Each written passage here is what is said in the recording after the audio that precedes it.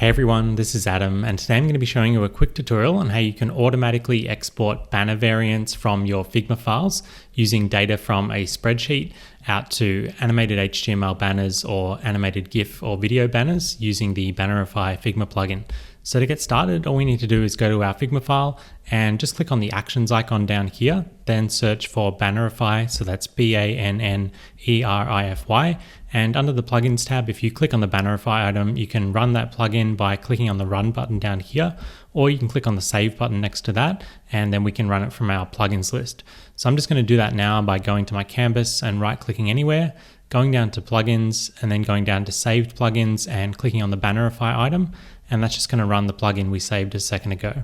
So if you're new to the plugin, the way that it works is it basically treats any parent level frames on your Figma page as potential banners, which you can then select here and then load those banners into the plugin timeline to animate the content layers inside of those and export them out to animated HTML or GIF or video banners.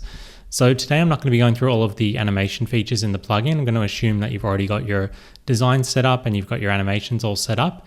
And all you want to do is export multiple variations with different text or images automatically from a spreadsheet. So you can basically just export batches of these banners with different copy and imagery from your initial banner set. So I'm going to show you how to do that right now. So all we need to do is click on the variants button in the top menu of the plugin, and this is going to give us an area to load in a data source. So in this case, we're going to be using a spreadsheet, just using a CSV file. And importantly, you'll notice that I've matched up the header columns, the names of those columns, with my Figma layers. So for example, you can see this text layer here is named hash title, the same as this column here. Likewise with subtitle here, that's also named the same. And we've also got a character image layer, so that's been mapped up to this row D here. And we've also got a CTA text named as button as well. So all of these layers are mapping to our Figma banner layer content layers in terms of their names. So now that we've got all those set up, and in this case, I'm going to show you how to include images locally as well. If you don't need images, you don't need to worry about this step, and you can just drag and drop the CSV file directly. But in my case today, I just want to show you how you can also include images as well. So the way to do that is you basically have your spreadsheet file. So in this case, I've got this banners.csv file. And what you want to do if you need to include images is just make sure that the image names you've used in the spreadsheet are named the same as your images here. And then you just want to go ahead and zip up the CSV or Excel spreadsheet file along with the image assets that you want to include.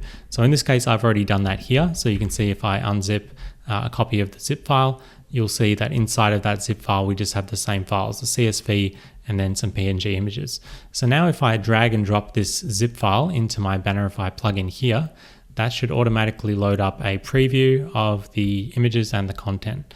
So once I've dragged that in, you can see that it's loading up those 3 rows. So you can see I've loaded up all my content exactly, and it's also found those images and is loading a little preview there as well. Importantly, you can also customize the folder structure. So if you want to use custom naming, you can check out the documentation if you click on that link there, and that's going to give you just a bit more detail about all the different variables you can use. But today I'm just going to leave that default. Okay, so now that we've got all of that set up, we just go ahead and click on the Close Variants panel option, and you can see here that it's picking up on that change. It's telling us that we've got 3 variant rows selected. And now all you need to do is just export the banners as you normally would. So you can just go ahead and click on Export to HTML, for example, select the platform you want to export the HTML for. Today I'm just going to leave it basic, just HTML and CSS. And then I'm going to go ahead and click on the Export Banners button, and that's going to load those 20 total variants and automatically swap out that content and the images as we're exporting it, so you don't have to manually go through and update all of those content layers yourself. So once it finishes, you can just go ahead and click on the Download Zip File button, save that anywhere to your computer, and then if you unzip that file, you'll see that we should have all of our banners exported. So you can see if I open up my banners folder, we've got all of these different variants in there, and we can preview those all at once just by opening up the index.html file. So in this case, you can see here, it's loaded all those up, and you can see for each of the original designs, so we've got all of these 5 banners here. For For each of those, it's including those 3 other variants as well. So you can see we've got one here, one here, one here, and likewise for all of the other sizes as well. So that's looking really good. It's basically just loaded in the content, so you can see all the different content we added and the different images, and it's gone ahead and automatically swapped all of those layers out during that export process.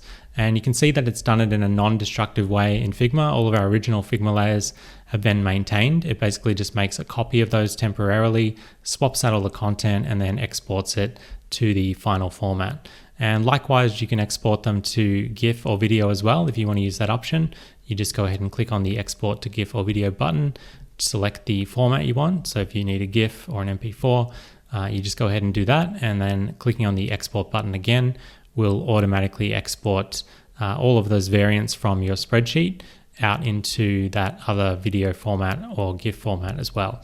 So yeah, that's basically what it looks like. It's the same process. You can just control it all through the variants panel up here, and then you'll be good to go. Importantly, it's worth noting that because there's a file size limit on the data you can store in Figma, if you are running the plugin and closing it off between sessions, you will just have to re-import that data back into the variants panel. So for example, I've just reloaded the plugin, and now if I go to the variants panel, you'll notice that it's empty. So again, we just have to quickly drag and drop our asset back into there. It's going to load up the content again, and then you're ready to go. So you can see that it's got the number 3 for 3 rows, and you can see it's linking up those bits of data here as well. And then that's going to automatically get included when we export the banners. You can also temporarily turn it off. So if you've loaded it in, but you just need to export a batch without those variants, you can temporarily just toggle that off, and that will just turn off the exports for the time being. And you can see it's disabled for export.